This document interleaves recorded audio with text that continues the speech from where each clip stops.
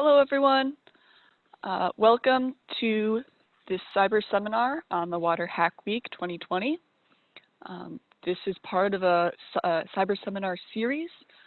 The previous iterations can be found on the Quasi YouTube channel and through, I believe, other channels as well. My name is Julia Masterman. I work for Quasi as a Science Education and Outreach Coordinator. And I wanted to remind you that this webinar is being recorded and it will be posted afterwards. And to please be sure you enter any questions you might have throughout the webinar in the question and answer box below, and our presenters will have the opportunity to answer those either during or at the end of the presentation. With that, I'm going to pass it off to our hosts for this cyber seminar series on Waterhackweek 2020. So, Stephen? Thank you. Good morning. So we can go ahead and get started here. Just a reminder that you can join our Slack group for the Waterhackweek community. There you can ask questions during this cyber seminar on, we have a channel, #cyberseminars, as well as other project channels and logistics for Waterhackweek upcoming. So there's a URL there. You can go and sign up, or you can contact any of us to get the information to sign up. And just an update on Owen Freed here, communication specialist. Just an update on the coronavirus. We are working with UW expert Jeffrey Gottlieb and UW Environment Communications Director Molly McCarthy to get the most up-to-date information. And Molly's now joined us on Slack, and we're working with her to figure out the best course of action. And a reminder to fill out the poll to let us know. We've had good response rates so far. We'd love to hear from everyone to just let us know about issues or preferences or anything, factors that would impact your ability to attend. And that link will be in the chat. And a reminder to keep calm and wash your hands, always helps. Thanks, Owen. So today we're gonna talk all about projects, Waterhackweek and community projects that spawn from Waterhackweek and other Hackweek type events. I want to introduce myself. I'm Stephen Pestana. I'm the student director for Waterhackweek this year. I'm a PhD student at the University of Washington in civil and environmental engineering. And we also have Owen. Hi, I'm the communication specialist for the UW Freshwater Initiative. I am the one sending a lot of emails and on Twitter at UW Freshwater. Yeah. Awesome. So we can jump right in here and say, start talking about projects at Waterhackweek. And so exactly what are these and how are these projects conducted? Early on in Waterhackweek, you'll have the opportunity to share project ideas or data sets that you might bring with you that might spawn a project idea. And early on, discuss these, form teams, around 2 to 7 people on each team. And on your team, you can then identify exactly what your project goals might be for the week. What problem are you going to explore? What data sets do you want to look at? And keep in mind that these are goals that you can find that are feasible, to complete within 5 days while at Waterhackweek. We ask that all our project teams put a project outline on GitHub. If you haven't used GitHub, you'll be learning how to use that at Waterhackweek, and that helps. That helps each team define these goals and the roles of different team members and sort of what the outcomes that they hope to achieve are, and really define the problem that you're going to explore.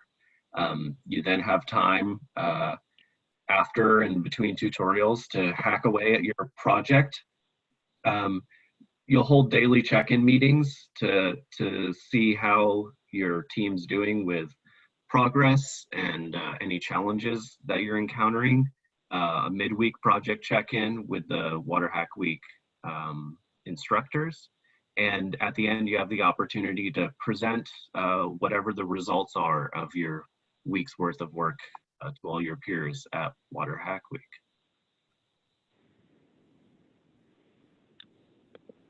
So there are a few different roles that you might take in a project team. So we have a project lead that provides overall project management and supports team learning objectives. And this is typically the person that brings the project idea. You know, this person is also going to contribute to the project, but is really just is a leader and can be looked to plan and make sure everything's getting done. And then that project lead will also be supported by team members. And then that if you don't think you want to come to Waterhackweek with a particular project or data set in mind, just looking to learn and you know, help advance data science and water research, you can join a team and work with the project lead to achieve the research goals and achieve your own learning objectives. And then finally, for each project, there will be a data science expert, an instructor that you know, is really well versed in the tools and the methods needed for a particular project. So, for instance, if your project is heavy on Google Earth Engine, your data science expert might be a Waterhackweek instructor that uses Google Earth Engine very often in their research. But this, you know, this is more of a supportive role as opposed to the project lead. These are different people, to be clear.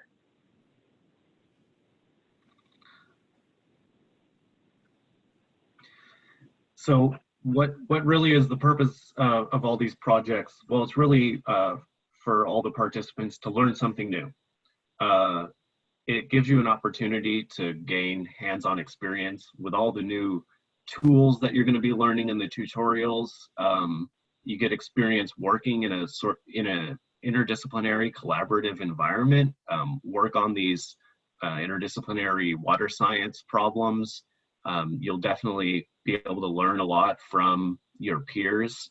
There's a lot of opportunities for you to advance your own research, either through directly applying some part of your research to a project, or even just something you might glean from someone else's research that could improve your own. And so the peer learning part of this is a really powerful tool. And there are lots of ways that you can find where different people's learning objectives intersect. So I'm showing a plot here from Waterhackweek participants identifying, you know, what are subjects that they've identified as their own learning objectives. And as you can see, there's a wide range of different tools, but there are a lot of commonalities here. It looks like machine learning, when this was taken, was a really popular topic, and that's a tool that's applied across so many different can be applied across so many different research questions that, you know, you may learn a lot from someone else's application of that tool. And so as a team, you can kind of decide what are the different topics that you want to advance your learning in. And one thing that, you know, I was a prior participant in these Hackweeks, and coming into them, especially as a new graduate student, it was pretty intimidating. You know, as a new graduate student working with some people who had really advanced skills in some areas, whereas I felt like I didn't have a lot of those same skills. But this is also from a survey of applicants. An example here, we asked, what was your prior experience using version control, like using GitHub? And you can see it's essentially split between little to no experience and people that use it fairly often. And then it looks like there are also quite a few people who use it a lot. But this is sort of to reassure participants that there's a really wide range of skill sets. And so not to feel intimidated if you feel like you don't have a certain skill set, because I could confidently say that I'm sure there are skills you have that another participant doesn't have. And so you can definitely, by working together on these teams, sort of fill the gaps in each other's knowledge and learn from each other that way. And the tutorials walk through a lot of these, and so you will have plenty of opportunities to learn here. And so don't feel intimidated if you feel like you don't know as much as other people, as I felt when I was a participant here, because by the end, I'd learned so much and formed new connections with people that could continue providing me with resources to learn new skills. And so there's a lot of different ways you can go with this project. During Waterhackweek, we recognize that it's not actually that much time to really develop a whole, project all nicely wrapped up in a bow.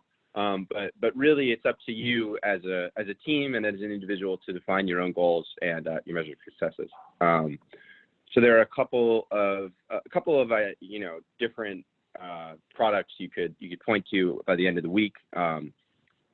You could have your all of your code up on GitHub with the project description and reproducible code, so other scientists in the network can see what you've done and apply it to their own research and advance our knowledge base. You could also have a presentation and a demo on Jupyter Notebook. Again, just advancing our community knowledge, build on what each other have already done, and progress towards easier data science for water research. And at our community mixer, scheduled for Thursday of Waterhackweek, we also have the opportunity to present informal lightning talks and posters.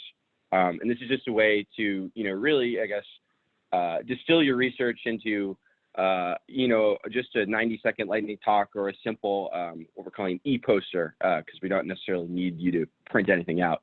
And at the community mixer, we'll have other folks from UW and around the Seattle water science and data science communities. And you'll be able to use that as as talking points to talk about what you've done and your goals for the future of a project.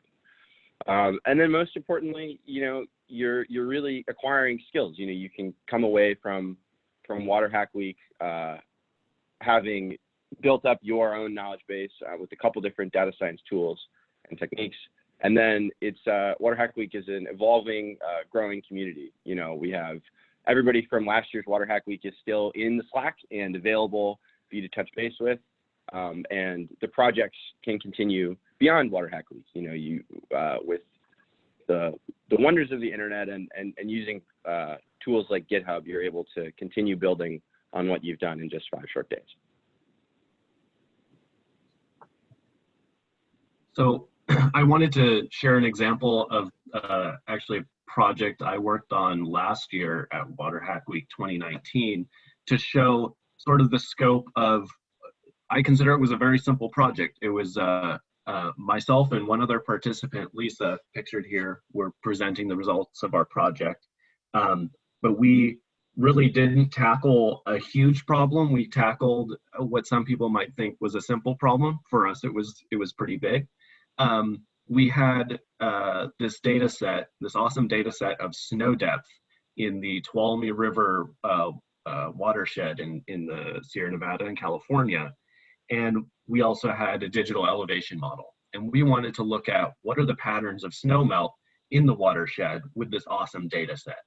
But in order to do that, we had to learn, okay, what are the Python and data science tools that we need in order to analyze this rich data set. And so through the course of our project, we created these Jupyter notebooks that have routines to work with and visualize these snow depth maps, compare them with their digital elevation models, clipping them to watershed boundaries, created visualizations like the animation that's on the screen here showing snow melting away in the spring. And then our, sort of final outcome was we presented this to all of our peers at Waterhackweek. And now these Jupyter notebooks live on GitHub. And so people working with this type of data can go on there and see these examples of working with a data set like this.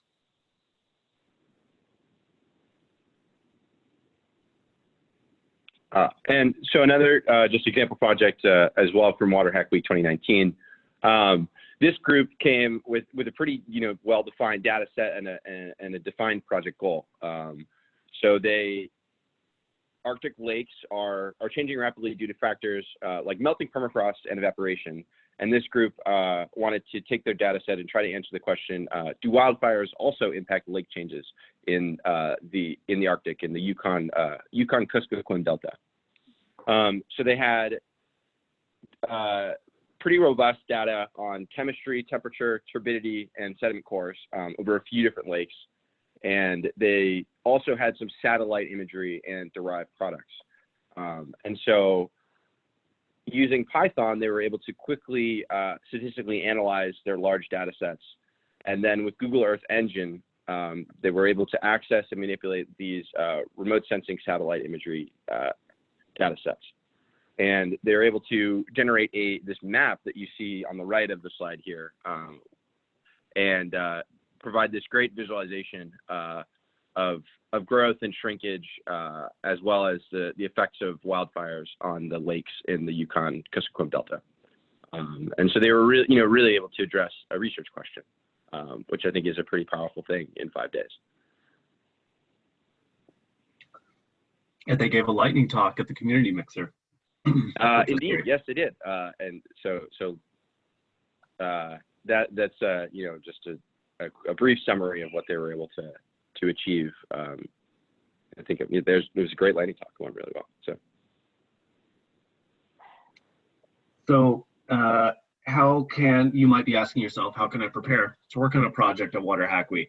And really it's up to you. There's a wide range of things you can do to prepare, from doing something like, if you have a data set, say you're already working on, or you just collected some data set, or you know of a data set that you're interested in, you can bring it and ask people, what are the questions we can ask with this data, and form a project around analyzing that data set. Maybe you already have a project idea or something from your own research or work that you can kind of spin off into a small 5-day Hackweek project. And at the first day of Waterhackweek, you can start talking to people and see who might be interested in similar problems, or who might have skill sets that can help you, and sort of build a team around that. Or you can come with sort of no specific expectations in mind, and just a desire to learn and be enthusiastic about joining a project team, see what kind of ideas other people come up with. And so you can show up and just see what might spark an interest, and join a team that someone else comes up with. If you want to review in more detail the project guidelines, they're on the Waterhackweek GitHub page at the URL there.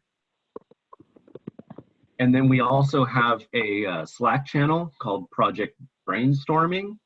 Feel free to join that and share your ideas, or say, you have a certain skill set that you want to improve. And so what kind of project could you join to improve that skill set? And so you can sign up again for the Slack channel and start thinking about this already and forming connections before you even arrive at Waterhackweek. I'm gonna turn it over to Christina real quick to talk about what is a Hackweek, and sort of the formal all the thought that's been put into this format. Thanks, Stephen. Well, I wanted to say that I provide this link in a few different Cyberseminars, so I won't go too much into it, but just to say that we are following an education model that you can read more about at this publication that came out last year by some of our collaborators at the eScience Institute. This publication is led by Astro Hackweek, Geo Hackweek, and Neuro Hackweek authors. And the data is from Hackweeks that occurred in 2016 and 2017, I believe. And so the Hackweek education model continues to evolve, and part of that includes Waterhackweek and some of the experiments that we're running, in the sense of an experiment being, we normally have tutorials in the morning and project work in the afternoon. And for the past couple of years, we've gotten feedback that Thursdays and Fridays should be more focused on projects. So we're experimenting with floating tutorials and pitching tutorials that we can have people self-organize to focus their time on the tutorials they're most interested in on Thursday and Friday. And we really appreciate everyone who's giving, participating in trying to figure out the best way to do that, because it's not been done like that before. On the next slide, I wanted to show, this is a Continuum image from an early version of that publication that I don't think exists in the publication in this format, but I like to keep it around because I think it gives a good idea of the range of styles for organizing a week of learning together. Some organizers and types of events focus more on tutorials and teaching, more like a traditional classroom. Others focus more like 100% on project work. And that is maybe, is a totally different style. Others try to mix both elements together. And so part of that is the experiment. And I think, other elements of the process that we're experimenting with are also just very basic and like obvious ways to include students in leading some of the decisions about how we run the Hack Week, because the students that we have been working with a lot have multiple years of experience working with Hack Week, for example.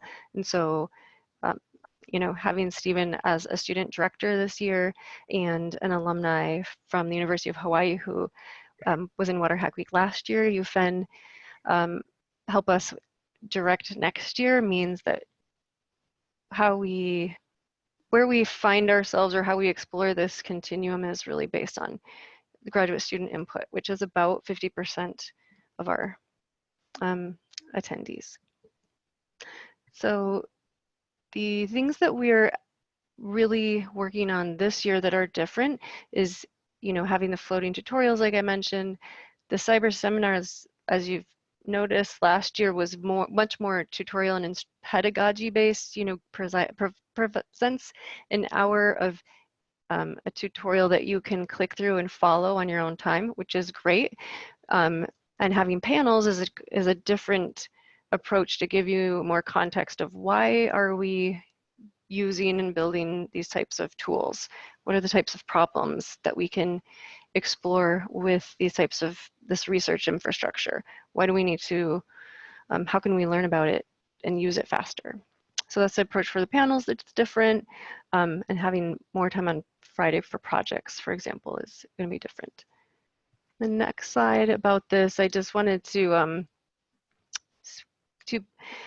reiterate what Stephen presented about the project continuum as far as preparation goes. So you can, as he mentioned, you may already have an idea in mind of what you want to work on, or you might have a learning objective like, improve your Python skills with time series, related to a project that you think is going to involve climate change data, right? You don't need to know any more details than that. But what will happen, or ideally what happens at the Hack Week, is if you arrive and you're someone who's more comfortable with spontaneity, you might do no preparation at all, and not think about the project at all, and you arrive Monday morning, and you could still pitch a project about your idea from Monday morning, and that would be great and totally welcome. Then you'd work with a team of people who want to work on that with you and evolve your ideas until, by Monday afternoon you have a clear idea of what your objectives are for your work together. Another approach is where you come to the Hack Week with an idea in mind. Maybe you're chatting on project brainstorming and finding out what are the best software libraries out there that you might not know about yet, that we could start building a tutorial to help you with that project. And then you would pitch that idea and go through the same process of evolving those ideas with a team. And then hopefully by the end of Monday, all of the teams have a clear idea of what their team objectives are, what their shared objectives are, and how everyone's individual learning objectives, are coordinated to contribute. I think that covers what I wanted to say about the continuum, and Jeff is going to talk to us about his experience navigating that different parts of the continuum and his experiences at Hackweeks. Right. Yeah. Hi. Can you hear me? Yeah. Okay. So yeah, I'm a PhD student at the University of Washington. I also work as a geologist and engineer for the Washington Department of Natural Resources. And up until about 2 years ago, my primary coding experience was MATLAB, and I didn't have a good method for version control of my code. I was about a decade behind sort of modern practices for scientific computing. And can I go to the next slide? Through this year will be my third Hack Week, but through the Hack Weeks, let's see, in the first Hack Week, I was introduced to Python and version control with GitHub. I didn't come out of the Hack Week being able to really do that yet, but between the first Hack Week and the second Hack Week, I started incorporating those into my coding and workflows. And by the second Hack Week, I had transitioned from MATLAB to Python and was no longer saving a bunch of random files as version control. I was using GitHub. And this Hack Week, so my interest is geology, or more geomorphology and hydrology. I'm proposing a project that will use the Python module Landlab, which has a bunch of functions for creating gridded model domains, and then it has pre-configured models in the module that will run on that model domain. So I'm going to come to the Hack Week with a watershed pre-configured for 3 different models: a hill slope, debris flow, and bedload transport model. They're already coupled. One of them is already completed and final, the hill slope model, but the debris flow and bedload transport models are still in development.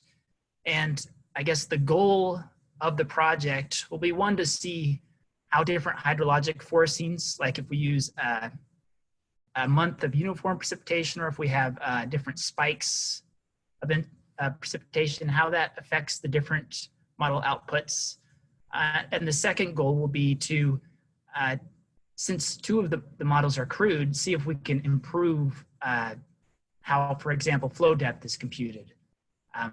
So that's sort of how I have benefited from Hack Week, and what I'll be looking to do at this year's Hack Week.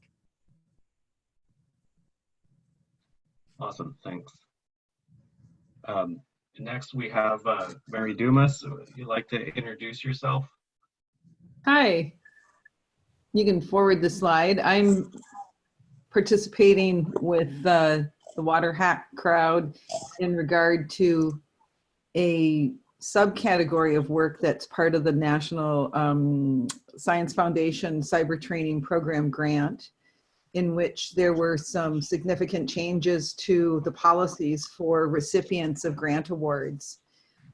These recipients are now required to have a policy or code of conduct that addresses sexual harassments, other forms of harassment, sexual assault, etc. And we wanted to create a pro-social approach to developing this integration of this new requirement. And so in that regard, we're putting STEM into a stream context by adding some science around team and intercultural relationship work, and also the science around creative project collaboration when you're working inside of highly regulatory spaces like FAIR and the foundation grant that's supporting this entire Water Hack Week series, years 1 through 3. So I just wanted to share that background context, that in moving towards a pro-social, you can advance the slide. We're trying to look at ways to increase how people create positive collaborative working spaces that are both multicultural, transdisciplinary, and also, as mentioned on this call earlier, transcends levels of knowledge or skill. And if we enter in the National Science Foundation new policy, we're also talking about power, both explicit power and implicit power, and how it gets used during the project development and learning environment.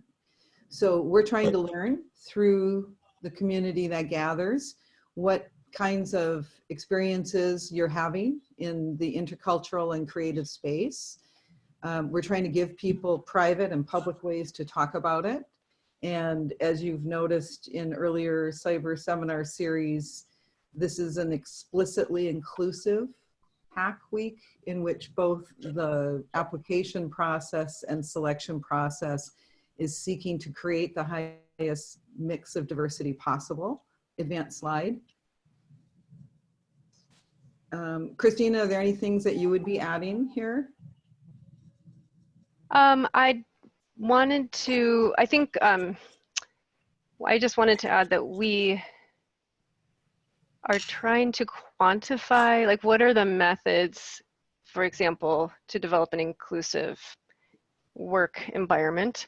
So we have great data from all Hackweeks that say, 98% of participants feel like this is a place that they feel included, they feel, or not included, welcome, they feel included, that this is their place.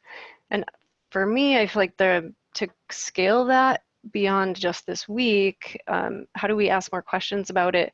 How do we make it quantifiable so that methods like, is having a Slack channel called Canary Opera, where we operationalize what's going well and what's not going well during the event, like how does that impact whether people feel listened to, or like that it's a work environment that they can thrive and not be disrupted by anything, that we're just all learning and working as efficiently as possible.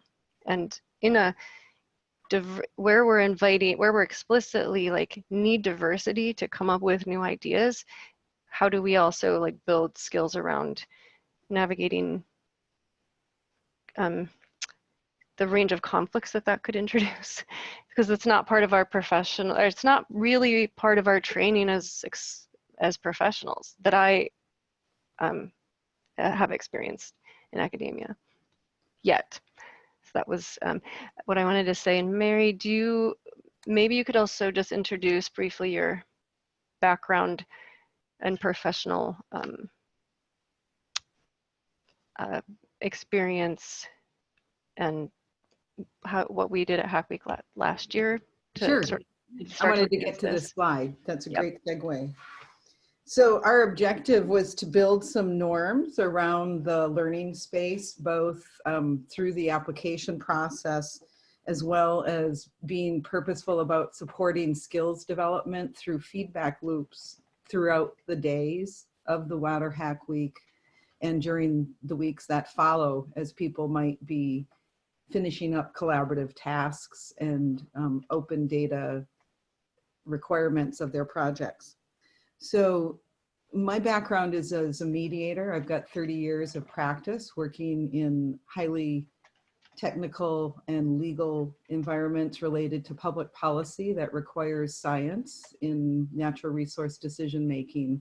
This is from community scale planning for pandemics to water resource planning for watersheds, or developing groundwater models with 7 different government buyers, each with their own lane of rigor and requirements for user interface. So I come from a practical applied background, not academic. And as a mediator, one of the things that we're doing in this project is norming productive confrontation, which is required for good, rigorous science. People need to know how to beg to differ and how to raise intellectual arguments in a way that are heard and used appropriately, and yet are not unduly stressful or undermining of other people's participation due to style, cultural norms, or other kinds of habituated states related to stress and anxiety. So as part of the activities last year, we invited people to participate in a orientation on day one to talk about what inclusive would look like, what behaviors are supporting that space, what behaviors would be problematic in teams and should be noted. And then we gave people channels that are both public and private to report. During this year's Waterhackweek, we'll have that same orientation. And then each morning there'll be a check-in where people can post or what's working well, what's not, in an anonymous feedback loop so that people can self-regulate, and we'll have some tutorial supports for people who want to learn and study more about the team science side of their experience at Waterhackweek. And we'll also have the private Canary Opera Slack channels open for people to rave about things, make requests, make reports. Our goal is to help people de-stress in the moment, yet not lose thought on things that are important about their experience and insight as somebody working in an interdisciplinary space. Our goal in this year is to be able to identify the types of team project conversations you're having and the kinds of pro-social supports that help people perform bravely and productively in those kinds of sessions. Christina, anything more to add? You can advance next slide. I like the focus on the science part. I just want to,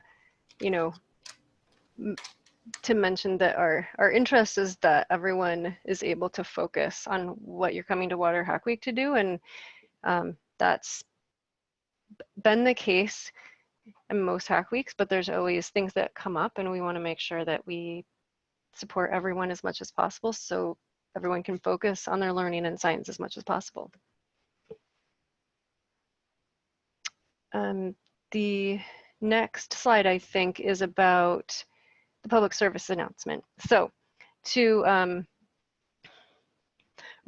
put actionable, testable approaches behind the concepts and communication pathways that Mary presented, for today's public service announcement, which we do every cyber seminar, just to bring up some professional development skills and opportunities that are completely outside of our usual realm of learning. I wanted to present this 5 lessons from Peter Coleman's book on the 5%. What we're really talking about with what happens at teams once it's beyond the data and underline the code that we see and all of our time and focus on that. We all know there's these invisible dynamics, and there's a lot of team project fatigue in our field because we've been working for many years with project-based science and working in teams. We've been all educated through teams, and some of us have had great experiences with that, probably because some of these underlying concepts were in place or part of your team education. But for others, it just has never been part of our learning framework. So the science of team science, there's a good reason for that, because this is an emerging field. I think 2019 was one of the first big conferences of researchers who are conducting the science of how teams really operate well. And so I would like to not go through all of these lessons, but if you want to get the slides, we could just go through it quickly. That Peter Coleman's book, I've sort of extracted these 5 lessons about how the teams are set up, about how to organize cooperation with the team, sort of some background on why diversity and conflict go hand in hand, and that's there's ways to treat each other that have are just skills that we just have to spend time paying attention to, and it's all going to go much better.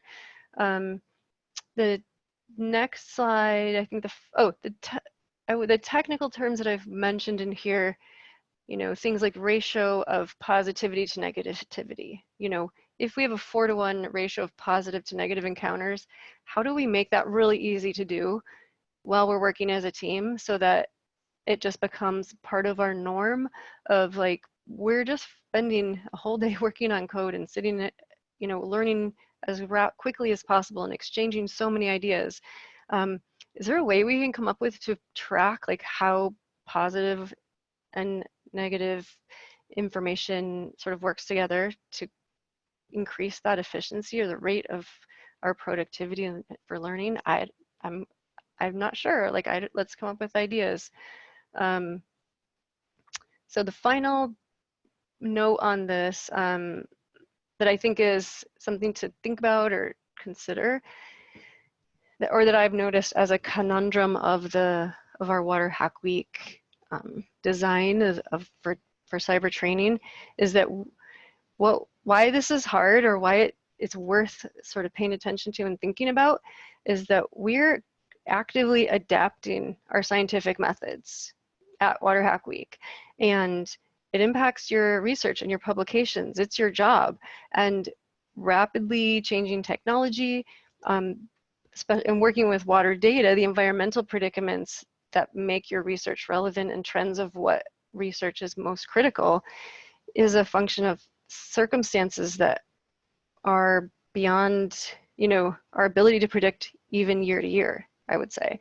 So on top of that, when you think about this, the integrity, like our drive to develop reproducible research and to collectively like present a standard that's fair and to follow open science standards and legal standards and be ethical with human subjects and sensitive geographic data. Well, it's a very fascinating and difficult, you know, range of factors to think about. So I just want to encourage people that this science of team science, especially in our community, you know, we're not unique. We can learn from other people who are dealing with this type of conundrum, but this is, for me, this is my understanding of why it's hard. It's part of our work, and it's and we can do it. So that's what I had for that. Thank you. All right. Do we have other announcements here? We just had this reminder about the cyber seminars and tutorials that we recorded last year that give you an orientation that you can sort of go through at your own pace.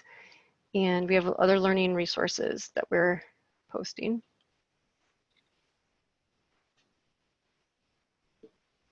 Awesome. Thank you so much to all of our presenters for the cyber seminar. While people are thinking of questions, please take this time to enter those in the question box below or on the Slack page.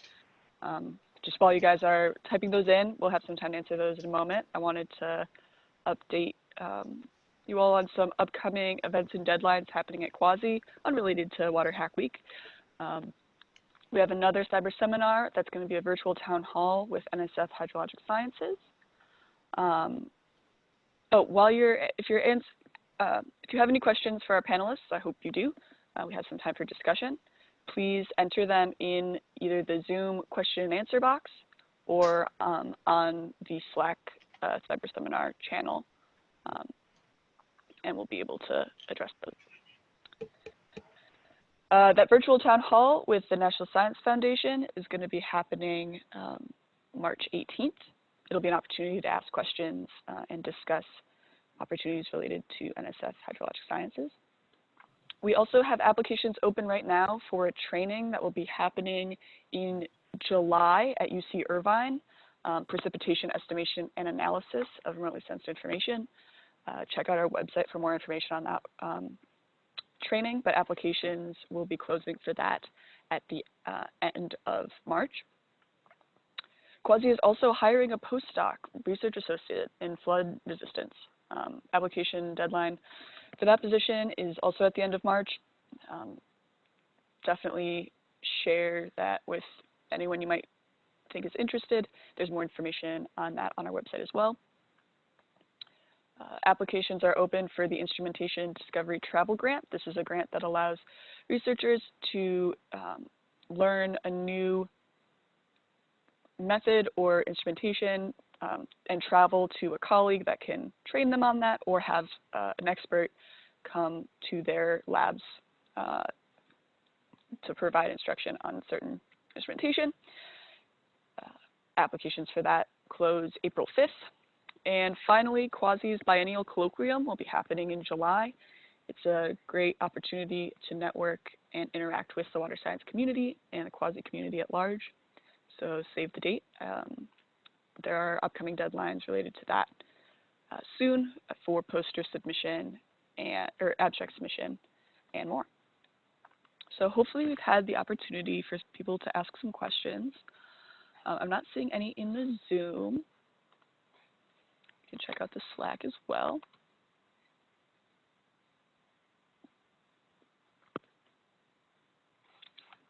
I'm not seeing any questions.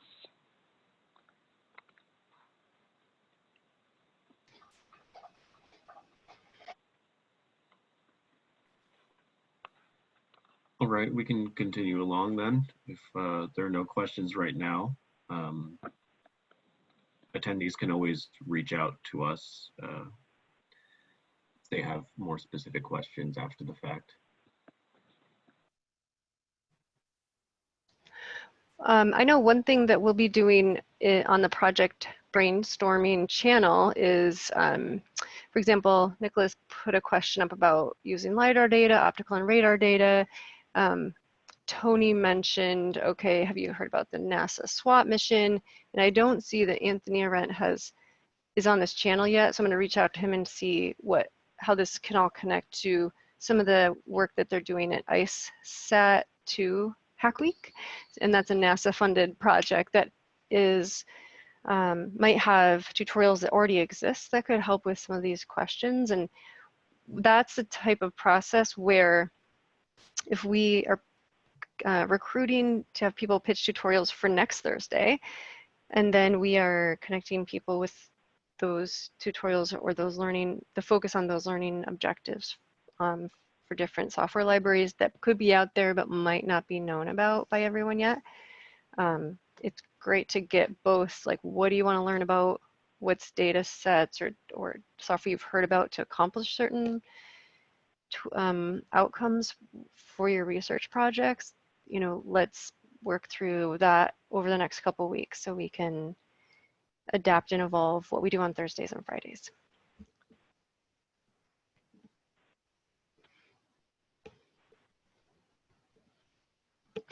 Thanks, Christine. I noticed there's a question on the Zoom chat from Kevin about someone speaking about Persian.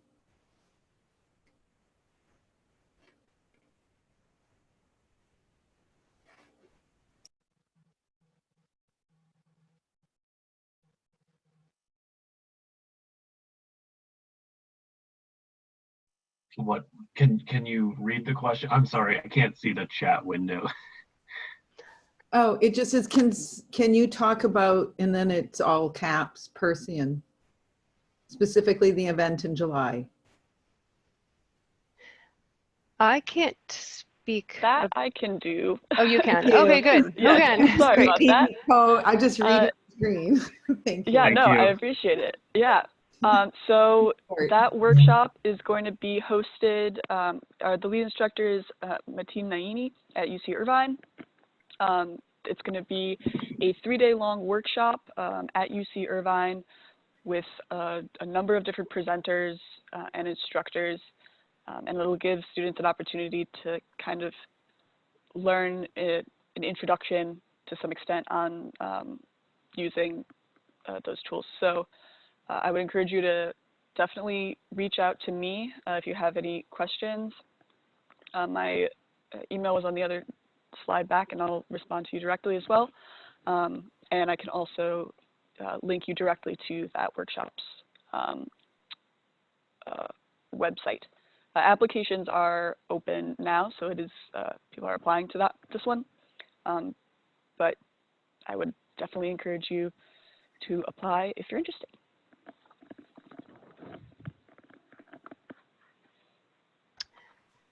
Since we're on this mixer slide, could I ask Owen and Stephen to talk more about the options or range of range of invitations for linking the project ideas with the community mixer and the poster sessions and the, you know, GitHub repositories and the tutorials. There's all of these moving parts. Yeah, I can talk about that. So when it comes to the Waterhackweek projects, we invite all the teams to give a presentation to the rest of the group, just to the Waterhackweek participants, to their peers, on Friday at the completion of their project. We hope that all the teams will be able to use GitHub as a code repository, which will allow them not only to share their code and access it after Waterhackweek, share it with the larger community, but also that's a place for documentation, you know, with a README file that gives a whole description of your project goals, all your team members, the water science questions you're asking, what tools you're investigating or using, the data sets you're using, and then hopefully you have, you know, your results on there, maybe even demonstration code that you can share or other people can use.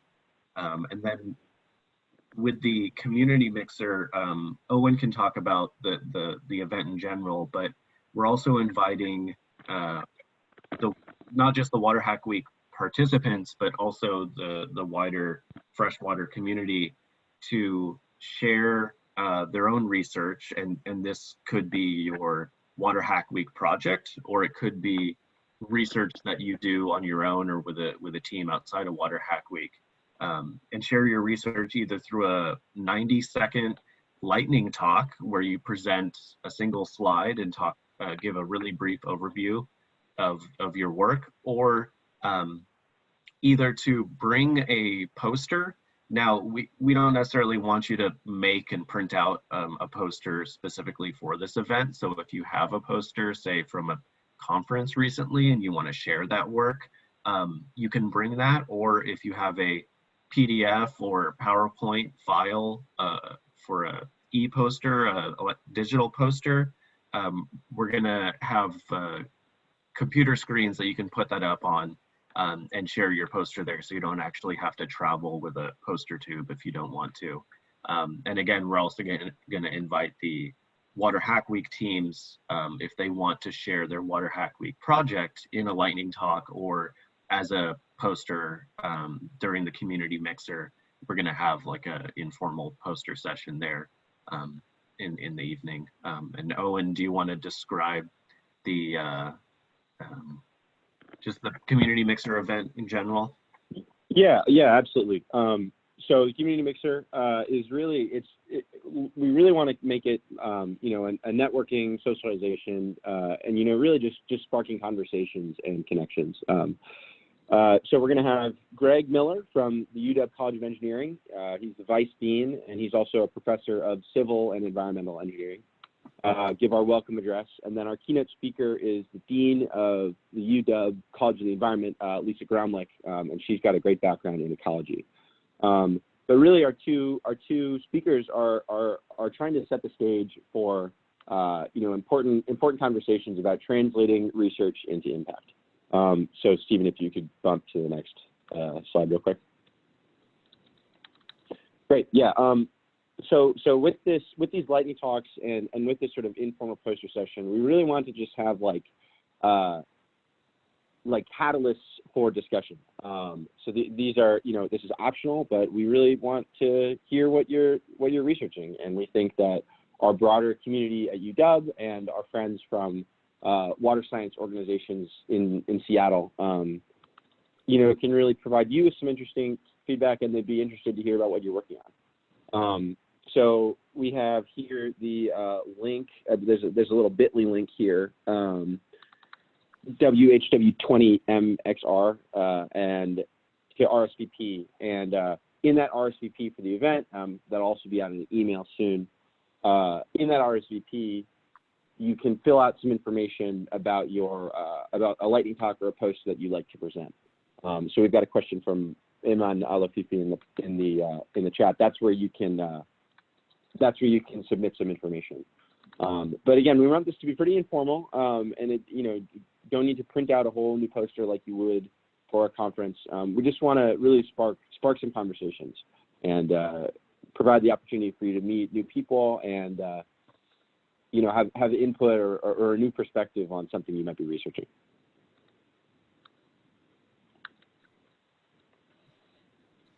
Yeah.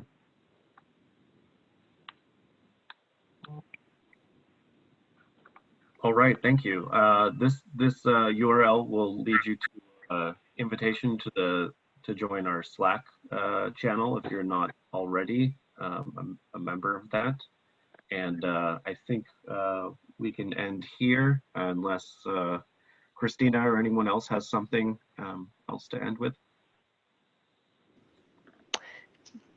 Thank you all for joining, and I just wanted to also mention on event logistics, we can put the bit.ly link for the information about the mixer or how to RSVP and get your poster, get connected with, bringing a poster and how the logistics of all of that's going to work on the event logistics channel of the Slack platform. And we will also be following up on #general channel. I would say every day until as we have more information about changes to the schedule based on the coronavirus updates.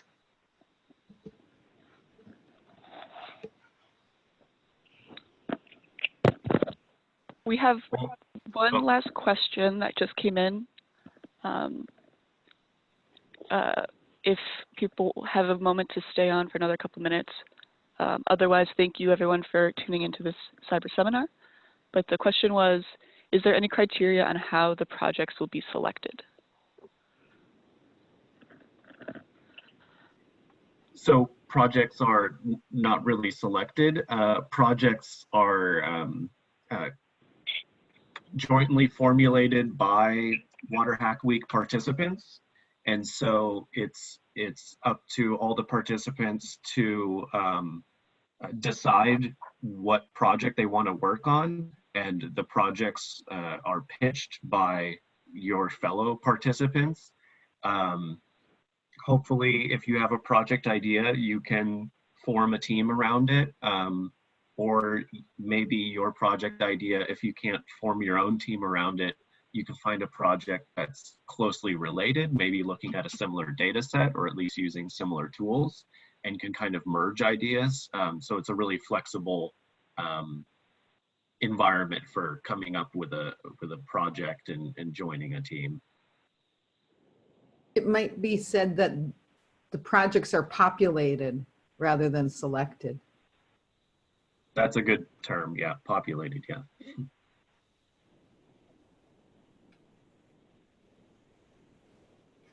Just add it as for an example, we've had projects that we've done a lot of work, or part of the experimentation, for example, that I participated in with Hackweek is, the first year I helped design a project and built the GitHub repository and, made it as clear as possible. What's the data? What's the question? Something like what, Jeff Keck has started to do with his plans for leading a project.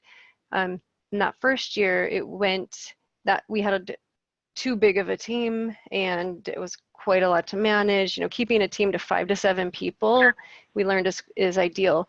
And then on the other hand, when I've had the other experiences when people come with too much preparation or a predefined idea of exactly what a project is going to be, they sometimes, if you end up with only one person who wants to work on the project, that might be great because you can quickly form an alignment on a very narrow focus topic that you can achieve a lot of progress on. But then the flip side is if you have a small team and you might miss out on a learning experience and opportunities to learn about other tools you don't even yet know about, or different new methods or approaches that you could benefit from with a team of 5 to 7 people who you didn't expect to work with. What happened last year is 7 people wanted to work on lake data, and mapping lakes. And they all pitched different lake projects. And in the end, they all decided to form one lake team where everyone used their own data sets but had a shared set of code on Google Earth Engine for exploring lakes. So those types of that range of outcome all emerges on Monday.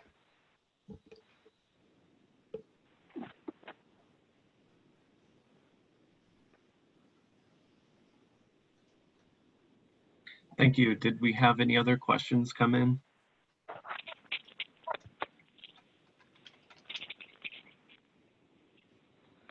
Nope, I think that's all. All right. I think, Christina, you had some backup slides here, but we're looking at time here. I